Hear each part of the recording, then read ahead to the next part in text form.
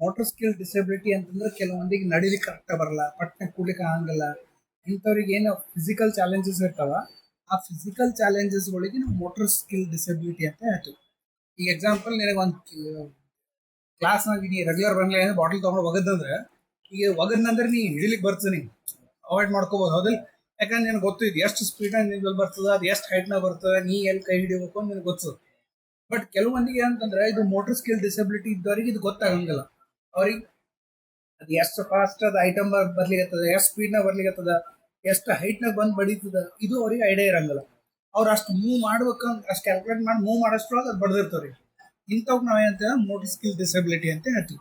So ಈಗ ಯಾರಿಗಾರ ಒಬ್ರಿಗೆ ಅದು ಡಿಸಬಿಲಿಟಿ ಅದನ್ನೇ ಇಲ್ಲ ಅಂದ್ರೆ ಯೂಶಲಿ ಸಣ್ಣ ಹುಡುಗರಿದ್ದಾಗೆ ನಾವು ಇದನ್ನ ಐಡೆಂಟಿಫೈ ಮಾಡೋದಿರ್ತದೆ.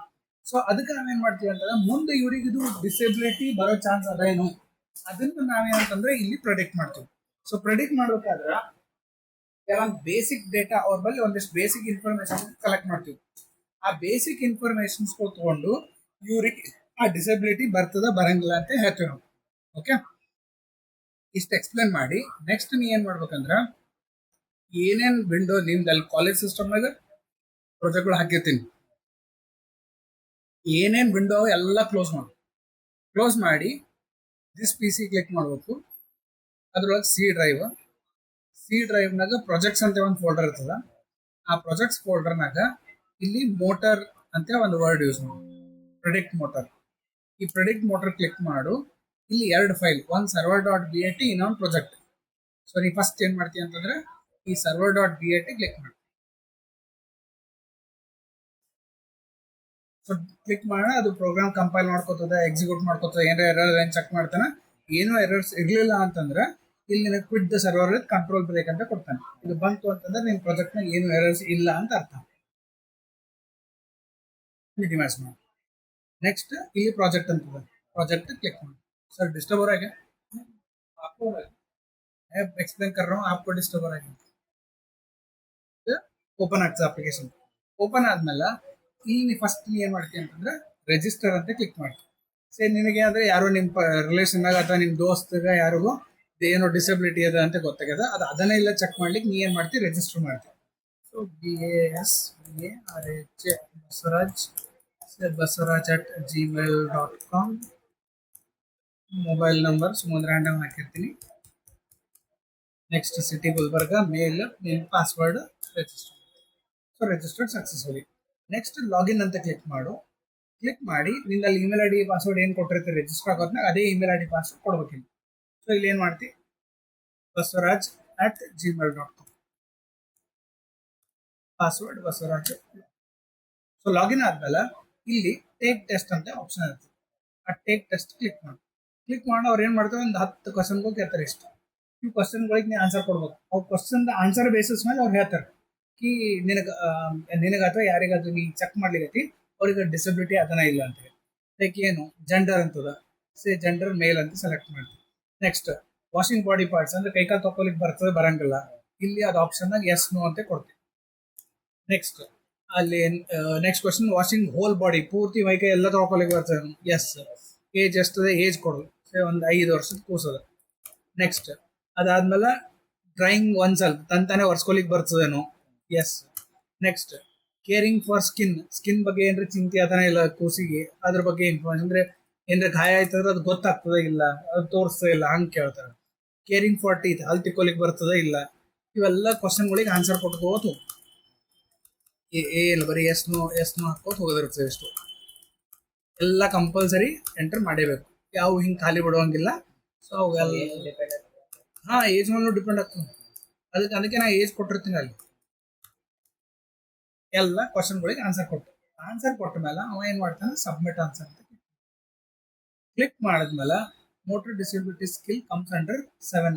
ಕ್ಲಾಸ್ ಅಲ್ಲಿ ಕ್ಲಾಸ್ಗಳವ motor skill disability class 1 class 14 ತನ ಅವ. ಕ್ಲಾಸ್ 14 ತಗ ಕ್ಲಾಸ್ 7 ನಾಗ ಇದು ಬರ್ತದೆ. ಕ್ಲಾಸ್ 7 ನಾಗ ಏನಪ್ಪಾ ಅಂತಂದ್ರೆ ಇದು ನಿಮ್ ಡಾಕ್ಯುಮೆಂಟ್ ನ ಕೊಟ್ಟಿರ್ತೀನಿ, ಕ್ಲಾಸ್ಗಳು ಎಷ್ಟವ ಏನೇನು ಅಂತೇಳಿ.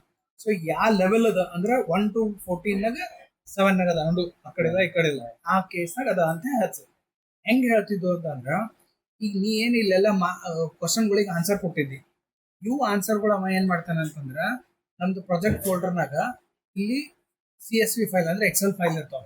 ಈ ಎಕ್ಸೆಲ್ ಫೈಲ್ ಮ್ಯಾಗ ಬೇರೆ ಹುಡುಗರದ್ದು ಏನೇನ್ ಏಜ್ ಇತ್ತು ಅವ್ರದ್ದು ಏನೇನ್ ಆನ್ಸರ್ಗಳು ಕೊಟ್ರೆ ಅಷ್ಟು ಆನ್ಸರ್ಗಳು ಸ್ಟೋರ್ ಆಗ್ಯಾವ. ಸೊ ನೀ ಕೊಟ್ಟಿದ್ದು ಇವು ಯಾವ ಹುಡುಗರ ಜೊತೆ ಮ್ಯಾಚ್ ಆಗ್ತದೆ ಚೆಕ್ ಮಾಡ್ತಾರೆ. ಚೆಕ್ ಮಾಡಿ ಆ ಹುಡುಗಂದ ಡಿಸೆಬಿಲಿಟಿ ಇತ್ತು ಅಂತಂದ್ರೆ ಅವ್ನ್ ಯಾವ ಕ್ಲಾಸ್ ಡಿಸೆಬಿಲಿಟಿ ಅದ ಆ ಕ್ಲಾಸ್ ನಿನಗೆ ಬರ್ತದೆ. ಆಯ್ತಾ? ಸೊ ಸಿಂಪಲ್ ಕಂಪ್ಯಾರಿಸನ್ ಏನು, ನೀ ಹಾಕಿದ ಡೇಟಾಗಳು ಇವು ಇಷ್ಟು ಡೇಟಾಗಳು ಅವ ನಮ್ಮಲ್ಲಿ, ಆ ಡೇಟಾ ಜೊತೆ ಕಂಪೇರ್ ಮಾಡ್ತೀವಿ.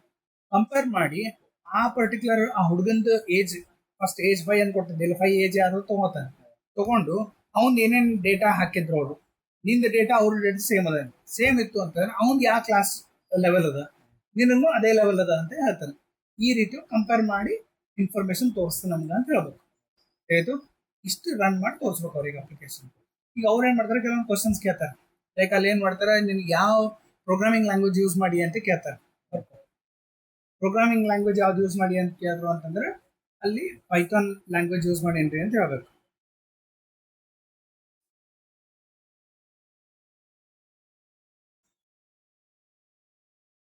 ನೆಕ್ಸ್ಟ್ ಡೇಟಾಬೇಸ್ ಯಾವ್ದು ಯೂಸ್ ಮಾಡ್ಲಿಕ್ಕೆ,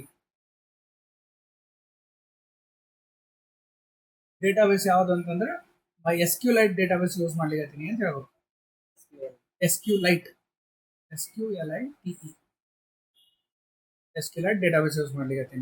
ನೆಕ್ಸ್ಟ್ ಈ ಇದು ಯಾವ್ದು ಫ್ರಂಟ್ ಎಂಡ್ ಯಾವ್ದು ಯೂಸ್ ಮಾಡ್ಲಿಕ್ಕೆ ಅಂತ ಕೇಳ್ತಾರೆ.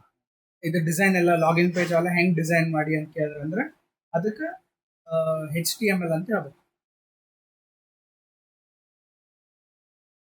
Front end.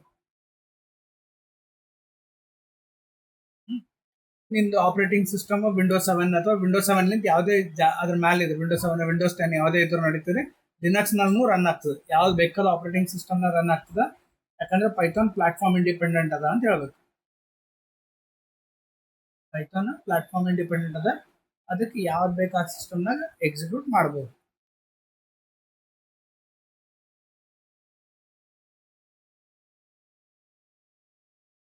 ಇಷ್ಟು ಇನ್ಫಾರ್ಮೇಶನ್ ಅವ್ರ ಹಾರ್ಡ್ವೇರ್ ಸಾಫ್ಟ್ವೇರ್. ಇದು ನಾನು ರಿಪೋರ್ಟ್ ನಾನು ಕೊಟ್ಟಿರ್ತೀನಿ, ರಿಪೋರ್ಟ್ ಓದ್ಕೊಂಡ್ ಬರ್ಬೇಕು, ಸಿನಾಪ್ಸಿಸ್ ಹಾಕಿರ್ತೀನಿ, ಸಿನಾಪ್ಸಿಸ್ ಓದ್ಕೊಂಡ್ಬಂದು ಅಲ್ಲಿ ಎಕ್ಸ್ಪ್ಲೇನ್ ಮಾಡಿ ಬರೆಯೋದಿರ್ತದೆ. ಸಿನಾಪ್ಸಿಸ್ ಬರೆದ ಮೇಲೆ ಪ್ರಾಜೆಕ್ಟ್ ಇದು ರನ್ ಮಾಡಿ ತೋರಿಸ್ಬೇಕು ಅವ್ರಿಗೆ. ಪ್ರಾಜೆಕ್ಟ್ ಮಾಡಪ್ಪ,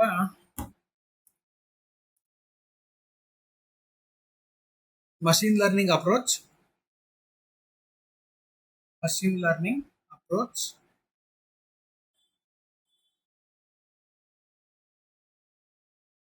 to detect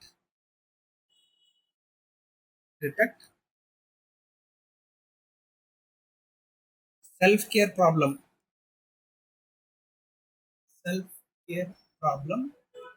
of children with physical and motor skills.